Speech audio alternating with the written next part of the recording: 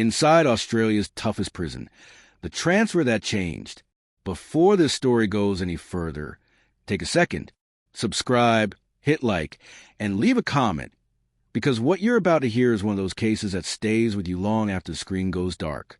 This isn't just about a prison transfer. It's about a decision that changed lives on both sides of the bars. The sirens were already fading when the convoy slowed on the outskirts of the prison. Red and blue lights reflected off concrete walls that had seen decades of tension, silence, and control. Inside the armored transport vehicle sat one man, hands restrained, eyes forward, completely still. The paperwork called it a routine relocation. The officers escorting him knew better.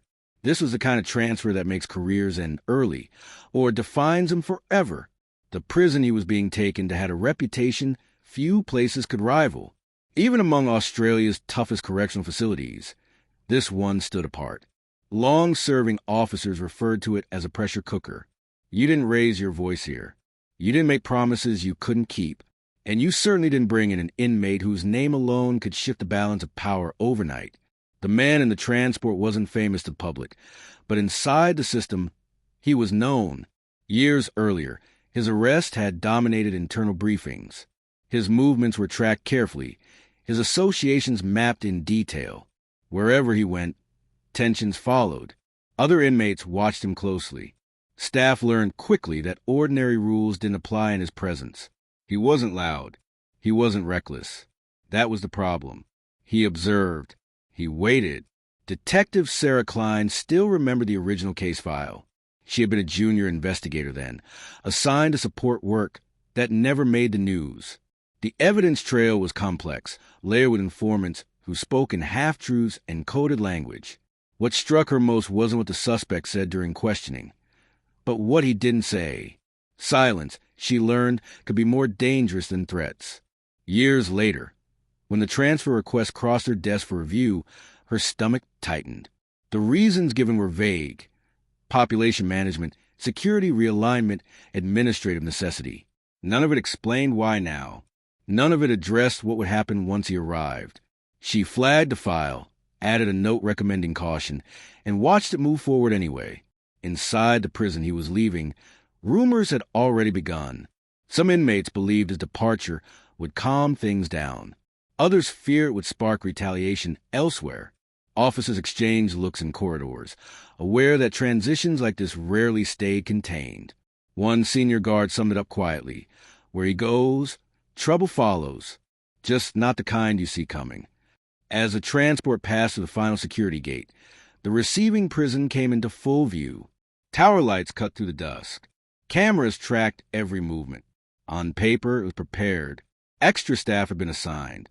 Procedures reviewed. Contingency plans written and rewritten. But preparation doesn't erase uncertainty. It only sharpens it. Inside the control room, the governor watched the monitors without speaking. He had approved the transfer after weeks of pressure from above, capacity issues, intelligence reports, political considerations no one wanted to discuss openly. He knew the risks. He also knew refusing the order would come at a cost. In this system, decisions were rarely clean. The vehicle stopped. Doors opened.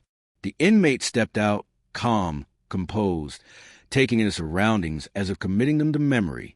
Nearby officers felt it, the shift.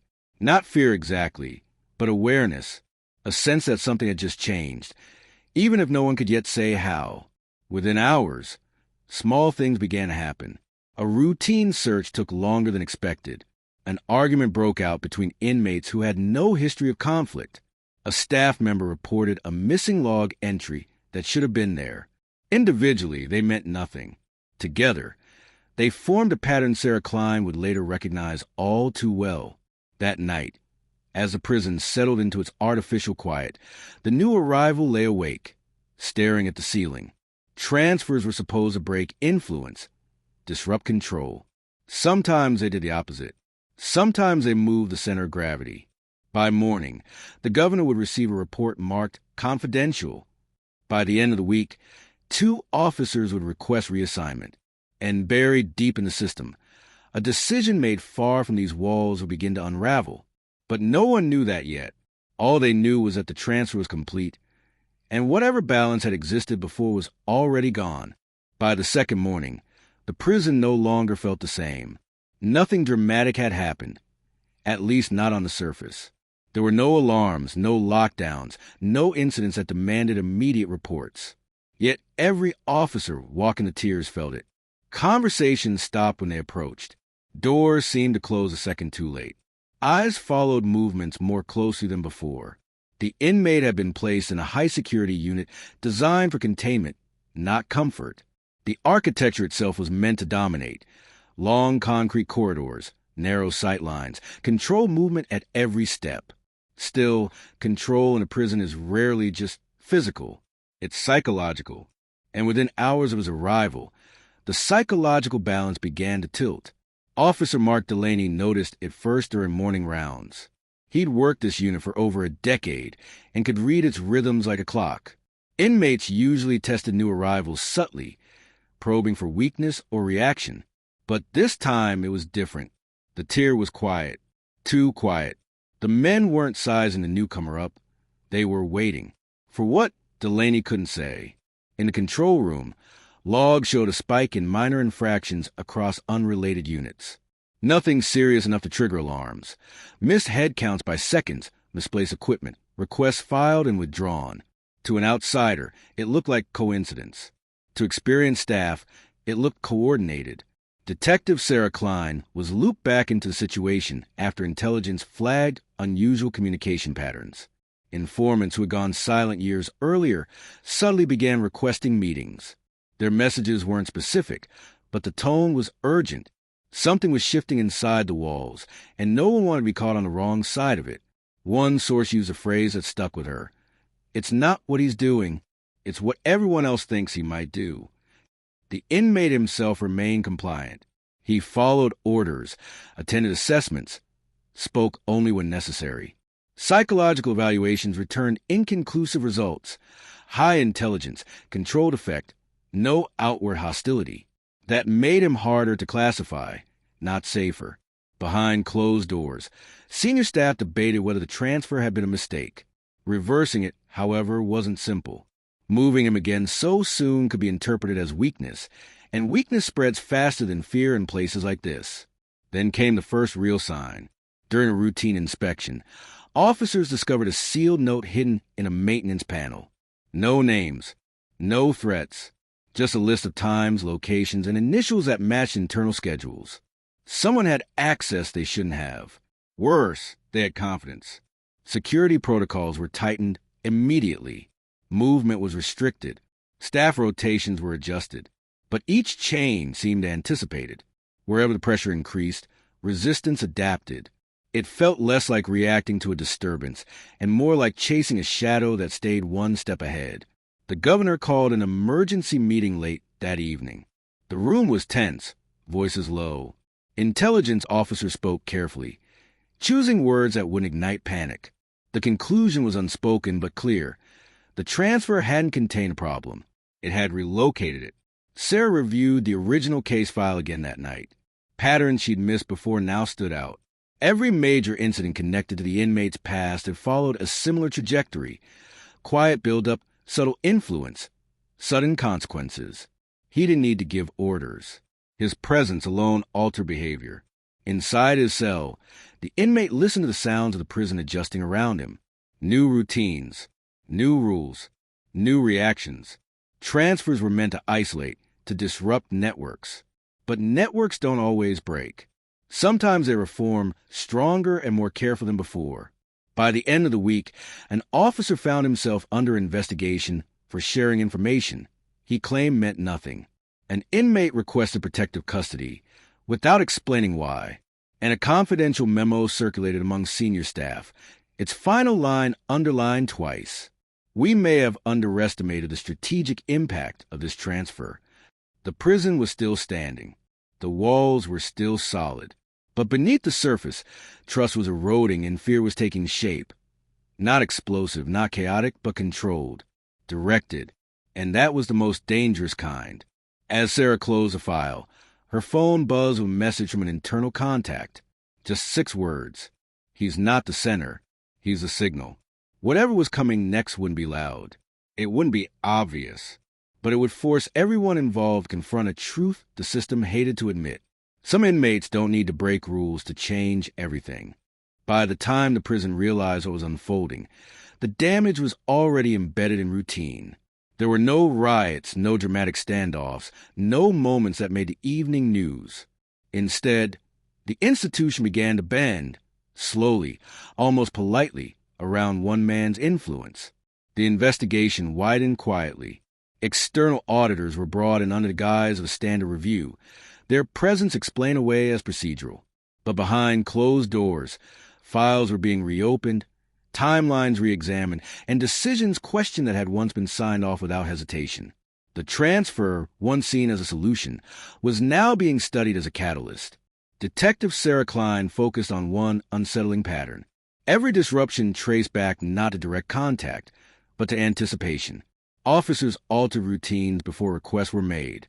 Inmates shifted alliances without instruction. Even administrative staff began second-guessing decisions, afraid of consequences they couldn't define. Fear wasn't spreading through action. It was spreading through expectation. The inmate at the center of it all remained almost invisible. He attended scheduled reviews, responded calmly to questions, and displayed no outward signs of manipulation. Yet interviews with staff revealed something chilling. People spoke about him in hypotheticals. If he wanted, they said. If he decided, power, in this case, existed entirely in perception. Then came the oversight hearing. A sealed report leaked to internal leadership outlined procedural failures tied not to misconduct, but to assumption. The prison had reacted to a reputation rather than behavior, reinforcing myths instead of facts. In doing so, they had unintentionally given the inmate exactly what containment strategies are designed to prevent: symbolic authority. The decision was made swiftly. Another transfer would take place. This time without spectacle, without warning, and without the usual internal notifications. Only a handful of people would know until it was over. On the morning of the move, the prison was eerily calm. The inmate was escorted through corridors that had watched generations of men pass through, some forgotten, some infamous. He said nothing as restraints were checked, paperwork signed, routes cleared. For the officers involved, the silence was heavier than any resistance. As the transport vehicle pulled away, something unexpected happened. The prison didn't exhale. It hesitated. In the days that followed, the anticipated relief never fully arrived. Systems that had been disrupted didn't snap back into place. Trust between departments remained strained. Informants stayed cautious. Whatever influence had taken root didn't vanish with the transfer. It lingered in habits, in caution, in the awareness that control could be lost without a single rule being broken. Sarah submitted her final report weeks later. Her conclusion was measured, but the implication was sharp. The transfer hadn't failed because of violence or corruption. It had failed because institutions are vulnerable to narratives. Once a story becomes powerful enough, it doesn't need action to sustain itself. The inmate was now housed elsewhere, under tighter protocols, stripped of mystique by transparency. His name would never officially appear in headlines tied to this chapter of the prison's history. But among those who worked to tears, the lesson remained. Sometimes the most dangerous changes don't arrive with chaos. They arrive quietly, carried by assumption, reinforced by fear, and protected by silence. And long after the gates closed behind him, the prison was left with a question no transfer order could answer. If one man could reshape an institution without lifting a finger, how many others had done the same? Unnoticed? If this story kept you hooked, now's the moment. Drop a comment and tell us where you're watching from, and let us know which prison story you want us to uncover next. Don't forget to like the video, subscribe to the channel, and turn on notifications so you don't miss what's coming. Because if you think this case was intense, the next one goes even deeper behind the walls.